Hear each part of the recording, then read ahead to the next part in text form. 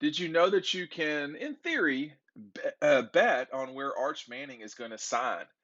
Well, if you've gone to bookie.com, which is this is not a plug for them, but they did send this out. They are giving prospective odds on where he will go. There's a lot to unpack in this one. I mean, first of all, there are the odds are Mississippi at 500 plus 500, Texas at plus 250, and Georgia at plus 200, which I do think reflects uh, the where we are in his recruiting. Okay. Secondly, they are suggesting that you could in the future. They're laying odds. They're projecting odds for if Arch Manning will win the Heisman Trophy at yes at 250 plus 250 and no at minus 200, which means he's more likely to not win it, which I think is the smart bet. But you can't make the bet right now. At least it doesn't look like they're taking it at their outlet. But let me just say this: this is the Rubicon that we've gone through. I mean, we're here now, and I'm not making passing judgment on the group that has put this out. Um, I just think this is whether we like it or not. Um, this is where we're heading now. Again, the group is very sensitive to say all odds shown in this article are projected and not available at legal betting sites. They are for entertainment purposes only. So, well, if this is entertainment, no, this poor kid. If it's not enough to have your grandfather be one of the most famous players in NFL history. You've got two uncles who've won a combined four Super Bowls and are walking advertisements and billboards. Uh, you've got attention from people like me that doesn't stop, and then you've got the usual world of college recruiting, which involves 17-year-old young men and 16-year-old young men being recruited by all the powers that be. The top four schools here for him: Georgia, Texas, Alabama, and Ole Miss. I mean, those are two of those are the best programs in the country, and then you also have Mississippi and Texas. And there's no telling when Texas is going to get their act together. And obviously, Eli going to Ole Miss and the elder Manning going to Ole Miss. There's going to be a lot of pressure for Arch Manning to go there, but you know it's what it is, man. I mean, it's the world we live in now, and you've got his games being put on ESPN. It's really not any different than it's different than a lot of other guys for sure. But this is where we've reached. I mean, I can't wait for Tim Tebow to have a kid. That's going to be crazy. Make sure you're picking up DAWGSTRUCTION. These books are going to start getting mailed out this week, and so make sure that you're getting in now before it's too late for me to get you in on this first run of copies. It's an 80-page. The forward is by our friend Jeff Foxworthy, who was kind enough to get there and really write a very heartfelt forward to this about how he watched the national championship in 1980 as well as in 2021. Make sure you're picking up DAWGSTRUCTION.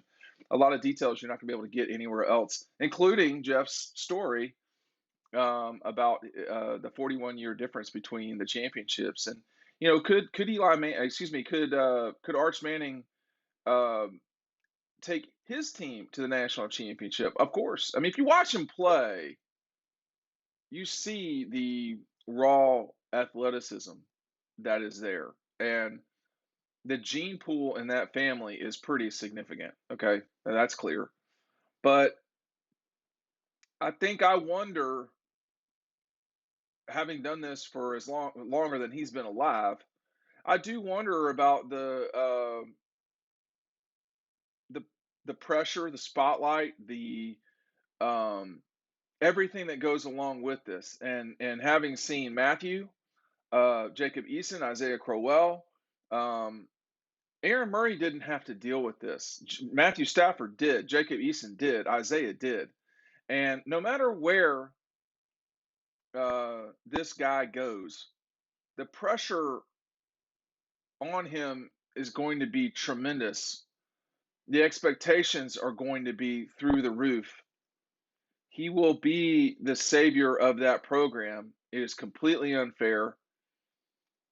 The assumptions that will be made is that he will be the starting quarterback no matter what, which is ridiculous. And it's just going to be a really challenging transition for him. And I don't think there's any playbook for this guy to prepare for what's coming. I mean, the schools that he's going to go to are all big schools. I mean, it's Georgia, Texas, Alabama, Ole Miss. I mean, Ole Miss is the smallest of that group in terms of fan base and so forth. It would be nuts if he went to Mississippi. I mean, the speed limit on campus is 18 because of his grandfather's jersey number. They didn't even win the national championship with him. All right. Um, it's just gonna be it's gonna be intense no matter where he goes, and I know that from seeing the from seeing Isaiah, from seeing Jacob, from seeing Matthew.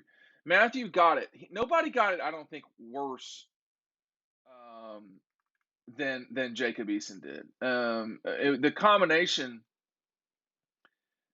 for Jacob in that time was Kirby's first year. I mean, Jacob was special, okay, but the ramifications of everything, the pushing and so forth for everything to come together for Jacob, it was a lot. I mean, it was a lot. I mean, I think it was too much. I mean, I don't think it hurt him or anything like that, physically. But I think it was just too much to it's and this guy is going to go through something similar. Um, I don't know how he's going to deal with a future that involves um,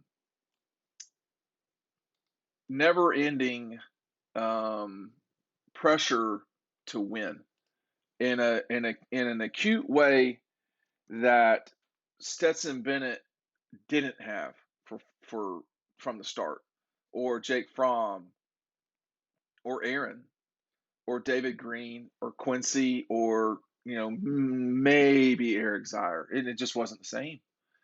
And so, that you can lay odds where he's likely to go. I mean, it's just that shows how big a story this is. You don't think that Disney and CBS are eager to broadcast him as a starting quarterback at Alabama or Georgia or Texas. I mean, this is what they're paying for. They're paying for these huge names. They're paying for these huge moments. This moment would not have happened in the 1990s. It would not have happened. But because ESPN, Disney, helped create the college football playoff, we have these moments now. They used to be scattered amongst bowl games, and somebody be playing in the Orange Bowl and somebody be playing in the Rose Bowl. Now there's only one national champion. Sorry, UCF.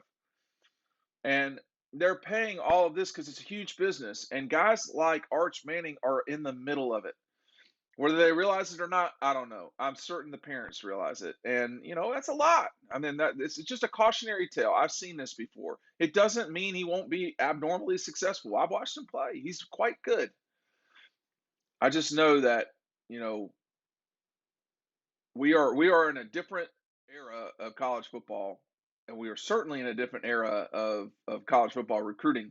This is not the way it used to be at all. I mean, I remember you could get Matthew Stafford on the phone. You could, and this is just going to be different for him than it was for everybody else before him. Perhaps with the exception of Jacob Eason. But I do think it's a parallel to what Jacob went through, what Isaiah went through, a little bit what Matthew went through. It's gonna be a lot, and I think for entertainment purposes, I think what they've got is about right in terms of who is the most likely to sign him. I think it's probably Georgia, and then Texas, and then Bama. But Mississippi, I mean, listen, Lane knows what he's doing, and when you talk to people at Georgia, I think the question they've got about Manning going to Mississippi is, will Lane be there the entire time? Well, we don't know the answer to that. Hey, pick up DAWGSTRUCTION. The link is right down below. We'll see you on the website. Thanks for watching.